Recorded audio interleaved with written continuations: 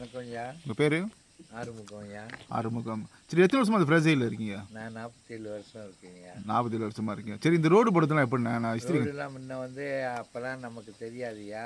ஆனால் நமக்கு தெரியும் இது வெள்ளைக்காரன் பிரிட்டிஷ்காரன் கொண்டாந்து நம்ம தமிழ்நாட்டுக்களை வச்சு கையில் போட்டதுயா. கையில் போடுறது எப்படிண்ணே? இந்த மெனுவலா மிஷின் இல்லாமல்?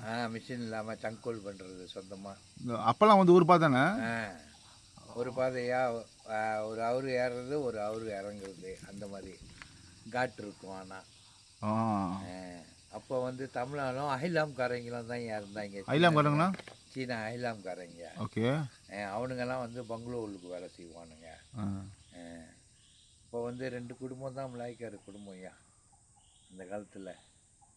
அப்போ இப்போ தான் ஃப்ளாட்யா. அப்போ அந்த பைன் பைனில் தான் அந்த குவார்ட்டர்ஸ் இருந்துச்சு. ஓகே.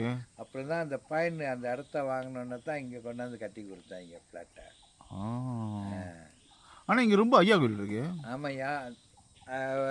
பாதுகாப்புயா. முன்னெல்லாம் காடி எங்கேயா இருந்துச்சு, நடந்து தான் போகணும், நடந்து தான் வரணும். ஓகே.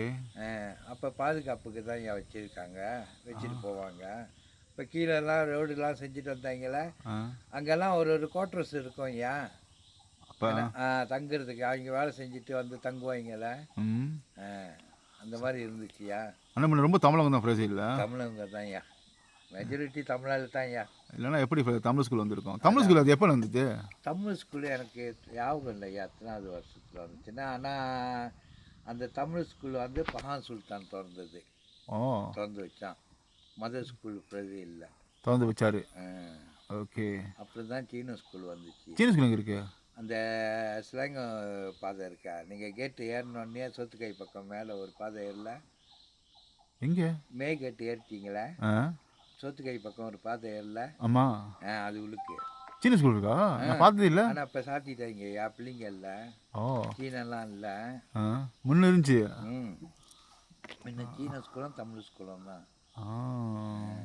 அப்புறம் தான் மலாய் ஸ்கூல் கட்டினாங்க. மலாய் ஸ்கூல் எங்கே இருக்கு?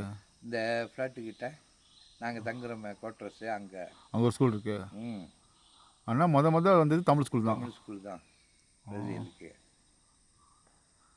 ஓகேண்ணே, ஒரு ஸ்மால் ஷேரிங் தானே. ஓகே, ரொம்ப நன்றி. ஓகே, வாழ்க வளமுடன்.